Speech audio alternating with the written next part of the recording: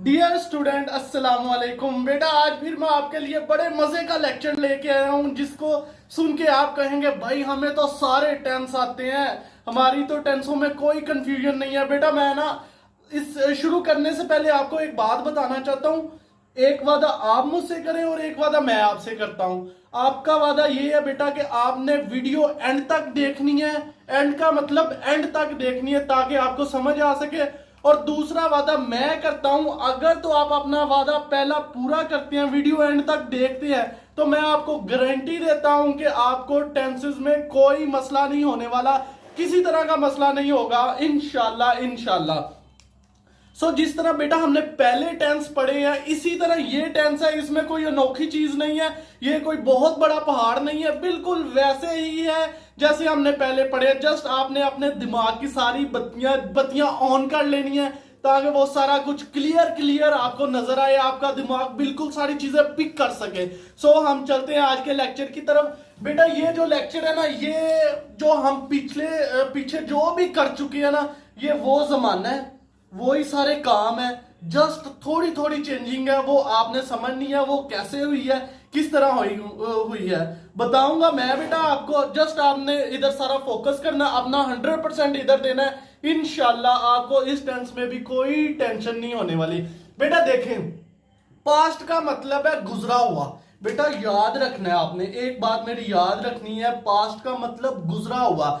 ये जो गुजरे हुए जितने भी हमने काम किए हैं, जो पीछे गुजर चुके हुए हैं, उनके बारे में आज हमने डिस्कस करना है। और वर्क पिछले हमने पढ़ा है, टेंस में पढ़ा है, पिछले टेंस में, उससे पिछले टेंस में पढ़ा है, जो चार काम है वही सेम इसमें है, जस्ट जमाने की थोड़ी सी चेंजिंग है और कोई मसला नहीं है। हेल्पिंग वर्ब की थोड़ी सी चेंजिंग है और कोई मसला नहीं है। बेटा देखते हैं हम आज का लेक्चर। बेटा आज है पढ़ेंगे जो गुजरा हुआ जमाना है उसे हम पढ़ेंगे। सबसे पहले जिस तरह हमने सिंपल स्ट्रक्चर बनाए थे, इसका भी वैसे ही हमने स्ट्रक्चर बनाना है। जिस तरह हमने पिछले स्ट्रक्चर को बना के वहां पे अपने सारे अल्फाजों को पुट कर दिया था और हमें कोई टेंशन नहीं हुई थी, बेटा इसका भी इसी तरह। आपने एक बात हमेशा याद रखनी है, आपको तब ही आएगा जब आपका 100% मेरी तरफ होगा, और इंशाल्लाह इस चीज की मैं गारंटी देता हूं कि आपको कोई टेंशन नहीं होने वाली। सबसे पहले बेटा तो मैं आपसे ये कहूंगा कि अगर आप मेरे चैनल पे नए हैं तो इसको सब्सक्राइब कीजिए। अगर तो आप बड़े अच्छे से समझ रहे हैं, आपको पता है कि बड़े अच्छे से हमें समझ आ रही है, तो अपने मित्रों के साथ शेयर भी करें ताकि उनका भी फायदा हो सके।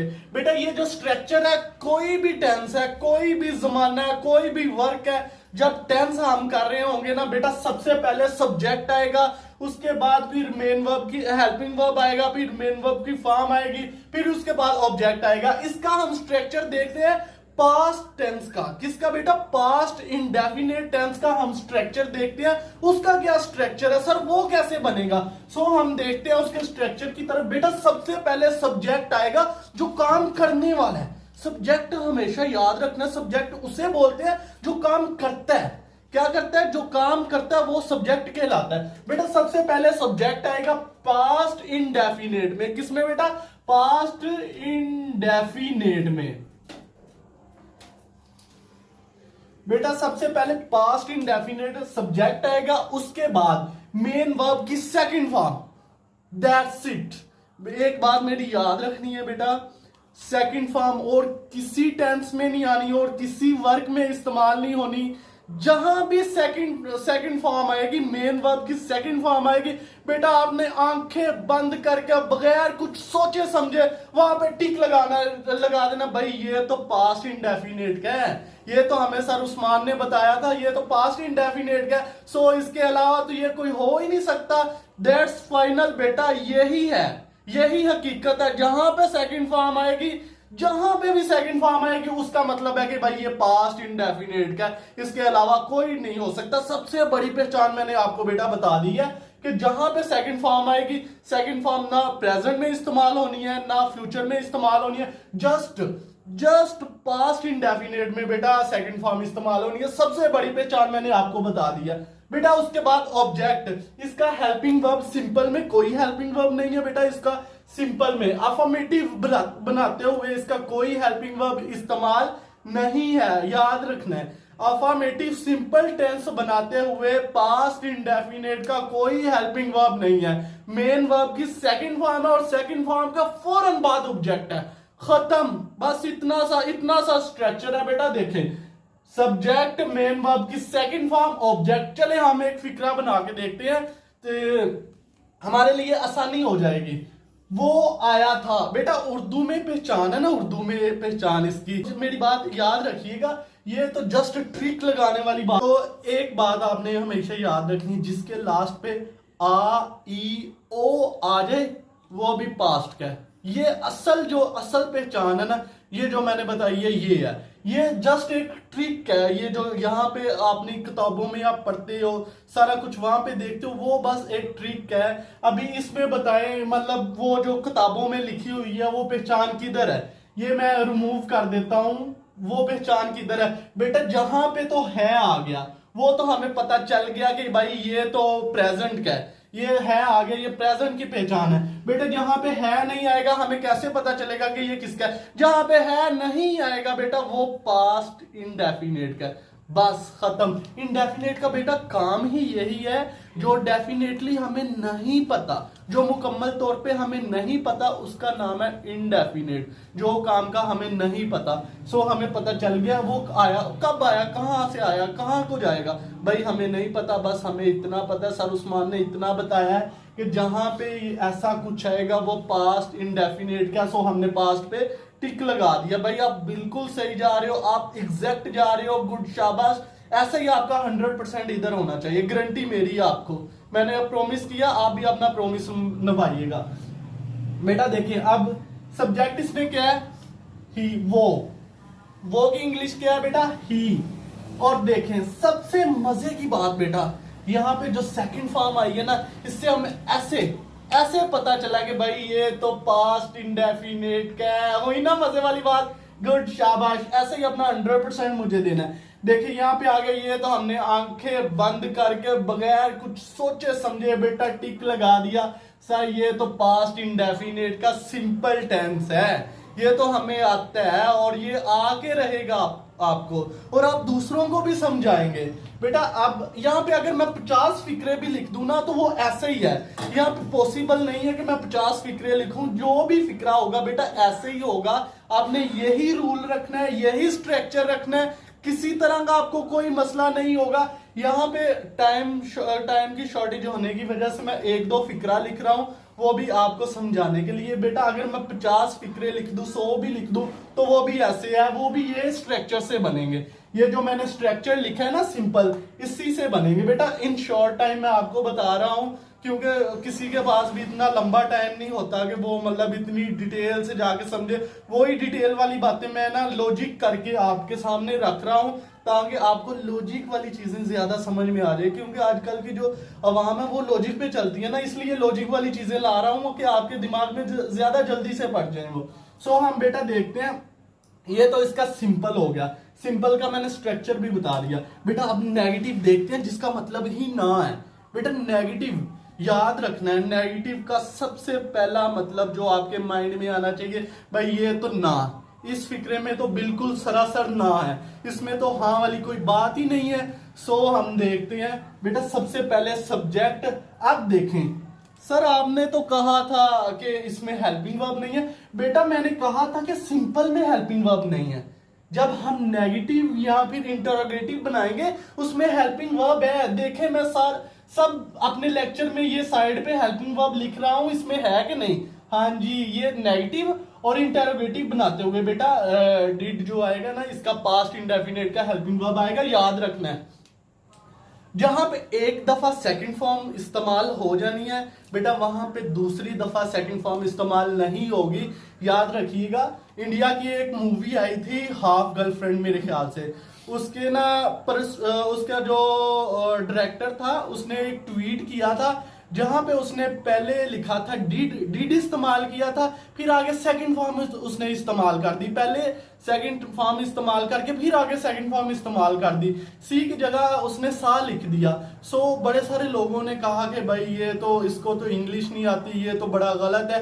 बेटा बड़ों बड़ों से भी गलती हो जाती है, आपने टेंशन बिल्कुल नहीं लेनी, बस मेरी एक बात याद रखनी है, जहां पे एक दफा डिड इस्तेमाल कर लेना है वहां पे दोबारा फर्स्ट फॉर्म इस्तेमाल करनी, सेकंड फॉर्म इस्तेमाल नहीं करनी। मेरी बात को याद रखिएगा। बेटा देखे नेगेटिव बनाते हैं जिसका मतलब ना है, वो उसका स्ट्रक्चर देखते हैं, भाई वो क्या लॉजिक है सर उस्मान, वो क्या हमें बताने वाले हैं, देखते हैं आंखें खोल के ध्यान से हम देखते हैं कि वो कैसे बनेगा। सबसे पहले बेटा सब्जेक्ट आएगा, उसके बाद हेल्पिंग वर्ब नेगेटिव बनाते हुए, क्या बनाते हुए नेगेटिव। हेल्पिंग वर्ब है बेटा इसका डिड, याद रखिएगा, चाहे कोई भी फर्स्ट पर्सन है, सेकंड पर्सन है या थर्ड पर्सन है, सिर्फ डिड इसका हेल्पिंग वर्ब है। प्रेजेंट इंडेफिनिट का सिर्फ डिड हेल्पिंग वर्ब है, वो भी शर्त ये है नेगेटिव या फिर इंटेरोगेटिव बनाते हुए। एफर्मेटिव सिंपल टेंस में कोई इसका हेल्पिंग वर्ब यूज नहीं होगा। बेटा देखिए डिड हमने यूज कर लिया, डू की दूसरी फॉर्म है डिड, याद रखना है। डू की क्या फॉर्म है, सेकंड फॉर्म क्या है, डिड है, और तीसरी डॉन है। तो बेटा ये डिड हमने इस्तेमाल कर लिया, उसके बाद मैंने आपको पहले भी सारे नेगेटिव में बताया है, वैसे ये है, जरा बस आंखें खोल के देखें कि ये वैसे ही है। हाँ जी बिल्कुल वैसे ही है बच्चों, सेम टू सेम वैसे है, जस्ट आपने फोकस इधर रखना है, आपको आ जाएगा।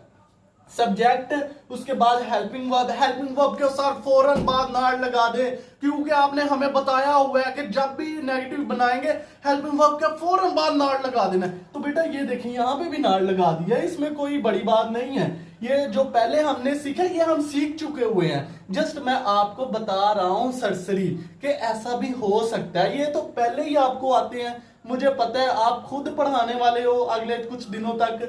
देखिए बेटा हेल्पिंग वर्ब के फौरन बाद हमने नाड़ लगा दिया, उसके बाद बेटा मेन वर्ब की यहाँ पे आएगी फर्स्ट फॉर्म, क्योंकि सेकंड फॉर्म हमने पहले इस्तेमाल कर चुके हुए हैं। जैसे वो हाफ गर्लफ्रेंड वाले ने वहां पे सेकंड फॉर्म के बाद दूसरी फॉर्म दोबारा इस्तेमाल कर दी थी ना मेन वर्ब की सेकंड फॉर्म, वैसी गलती आपने बिल्कुल नहीं करनी बेटा, याद रखना है, वैसी गलती आपने बिल्कुल नहीं करनी। जहां पे एक दफा डिड इस्तेमाल हो जाए उसी टेंस में दोबारा सेकंड फॉर्म इस्तेमाल नहीं करनी, फर्स्ट फॉर्म इस्तेमाल करनी है बेटा। उसके बाद ऑब्जेक्ट जिसपे काम हो रहा है, कुछ फिक्रों में ऑब्जेक्ट नहीं होता, टेंशन वाली कोई बात नहीं है, वो भी फिक्रे कंप्लीट ही होते हैं। हम देखते हैं इसका एक फिक्रा बना के कैसे, यानी कि हम इसको तरतीब देंगे स्ट्रक्चर के मुताबिक। देखते हैं बेटा, वो आया नहीं था, क्या वो आया नहीं था, ये था से तो हमें पता चल गया कि भाई ये तो प्रेजेंट, ये तो पास्ट का है, तो आया नहीं आया था, इससे हमें बिल्कुल पूरा पूरा क्लियर पता चल रहा है कि सर ये पास्ट इंडेफिनिट का है, क्योंकि हमें नहीं पता कि वो कब आया है, कहां से आया, कहां को जाएगा। बेटा जो काम का हमें कंफर्म पता नहीं है, इनडेफिनेट, देखिए इनडेफिनेट का मतलब ही वही है कि इसके बारे में हमें पक्का नहीं पता। सो अपने माइंड में भी यही बेटा बिठा लो कि जिस चीज का हमें पता नहीं है वो इनडेफिनेट वर्क है भाई, उसका तो हमें सर उस्मान ने बताया था, वो तो नेगेटिव वर्क है, यानी कि नहीं में आ रहा है, यानी कि वो चीज का हमें पता ही नहीं है, तो सो वो इनडेफिनेट होगा बेटा। पास्ट इनडेफिनेट को हम पढ़ रहे हैं, इधर देखते हैं वो आया नहीं था। अब इसकी इंग्लिश बनाते हैं बेटा। ये देखिए सब्जेक्ट हमारे पास वो आ गया, और जो काम यानी कि वर्ब है वो आया है, ठीक है ना। हम देखते हैं ही, सब्जेक्ट की जगह हमने लगा दिया बेटा ही, और उसके बाद डिड, चाहे फर्स्ट पर्सन हो, सेकंड हो, थर्ड हो, कुछ भी हो, आप हो, मैं हूं, वो हो, कुछ भी हो बेटा, वहां उसके साथ डिड लगा देना, काम चोर बन जाओ, उसके साथ डिड लगा दो, फौरन डिड लगा दो। डिड के फौरन बाद आपने क्या लगाना, नॉट, गुड, शाबाश। डिड के फौरन बाद बेटा नॉट लगा देना, उसके बाद फर्स्ट फॉर्म, हमने कोई गलती नहीं, उस बंदे की तरह हमने कोई गलती नहीं करनी, जहां पे एक दफा डिड इस्तेमाल कर लेना उसी टेंस में हमने दोबारा सेकंड फॉर्म इस्तेमाल नहीं करनी। सो हमने इधर कम किया, यानी कि फर्स्ट फॉर्म किया, ऑब्जेक्ट हमारे पास नहीं था तो हमने नहीं लगाया। सो ये देखिए बेटा, ही डिड नॉट कम, वो नहीं आया था, इससे हमें पता चल रहा है कि सर ये तो पास्ट इंडेफिनेट का है। सो हमने यही तो पता लगाना है बेटा। ये भी हो गया कंप्लीट, हमारा सिंपल भी हो गया, नेगेटिव भी हो गया बेटा। अब देखते हैं इंटेरोगेटिव। इंटेरोगेटिव पता नहीं क्या बुला है यार, ये तो नहीं मुझे आने वाला है। ऐसा कुछ नहीं है बच्चों, ये उससे भी बड़ा आसान है। देखो तो सही, ये स्ट्रक्चर की तरफ देखो। जब भी हमने इंटेरोगेटिव बनाना है, जिस तरह नेगेटिव बनाते हैं ना हेल्पिंग वर्ब के फौरन बाद नॉट लगा देना है, इसी तरह जब बेटा हमने इंटेरोगेटिव सवालिया जिसमें सवाल पूछा जाता है, जब वो बनाना है, सबसे पहले हेल्पिंग वर्ब को ऐसे पकड़ना है, लाके हमने सब्जेक्ट के पहले रख देना है। सब्जेक्ट से पहले जब हम रखेंगे ना तो बेटा हमारा फिक्रा बिल्कुल सही हो जाएगा, हमारा स्ट्रक्चर बिल्कुल सही हो जाएगा। चले देखते हैं हम अपने स्ट्रक्चर की तरफ। देखिए बेटा, मैंने ऐसे पकड़ा हेल्पिंग वर्ब को, ला के मैंने फर्स्ट पे रख दिया। सीधी सी बात है भाई, वो तो उसको तो मैं पकड़ के ला के रखूंगा ही, क्योंकि उसका काम ही इंटेरोगेटिव में बाहर है।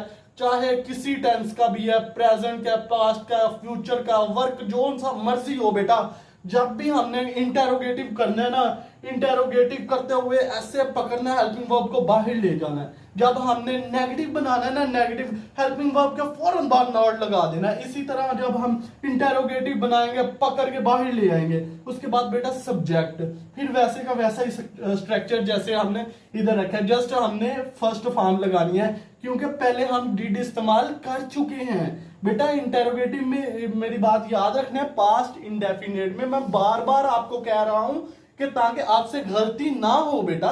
जहां पे एक दफा आपने सेकंड फॉर्म इस्तेमाल कर लेनी, उसी टेंस में, उसी सेंटेंस में आपने दोबारा नहीं इस्तेमाल करनी सेकंड फॉर्म। देखिए यहाँ पे डिड इस्तेमाल हो गया, फिर हम सब्जेक्ट करेंगे, मेन वर्ब की पहली फॉर्म करेंगे, ऑब्जेक्ट करेंगे, मैं करूंगा, आप करेंगे, सारा कुछ तो हमने कर लिया है। पीछे क्या बच गया? अब देखते हैं क्या वो आया था। मैं आपसे पूछ रहा हूं बेटा, क्या वो आया था? इससे तो हमें फट पता चल रहा है कि सर ये पास्ट इंडेफिनेट का इंटेरोगेटिव है, सवालिया है, इसमें सवाल पूछा जा रहा है। इसमें हमें नहीं पूछा कि वो कब मतलब आया था, कब नहीं आया था। इसका मतलब तो ये है कि भाई ये तो हमें डेफिनेटली काम का नहीं पता, ये इंडेफिनेट है। गुड, शाबाश। ऐसा ही बेटा मुझे आपका 100% चाहिए।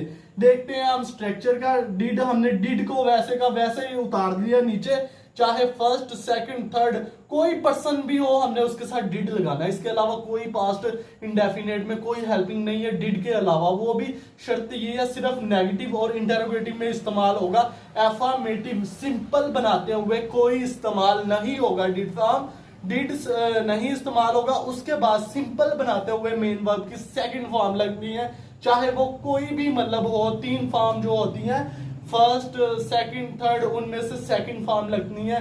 जस्ट ये सेकंड फॉर्म पास्ट इंडेफिनेट में लगनी है, ये मेरी बात याद रखिएगा।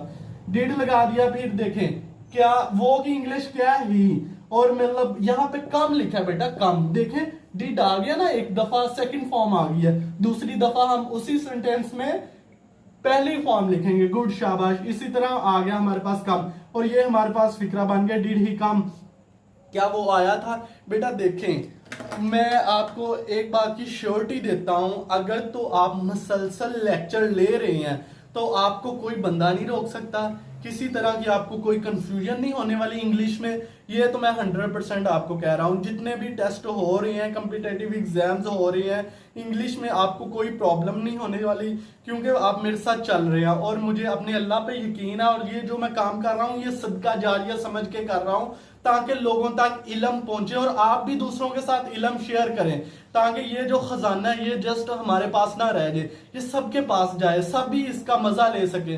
सो बेटा जिस तरह मैं आपको समझा रहा हूं, आप कोशिश करें समझने की, मेरे साथ चलने की कोशिश करें, वीडियो को पूरा देखा करें ताकि आपको कुछ समझ आए। और बेटा मुझे अगले लेक्चर के लिए इजाजत दीजिए, तब तक के लिए अल्लाह हाफिज। अपना बड़ा सारा ख्याल रखिएगा, मेरे चैनल को सब्सक्राइब कीजिएगा, लाइक कीजिएगा और शेयर कीजिएगा। Thank you so much. Allah Hafiz.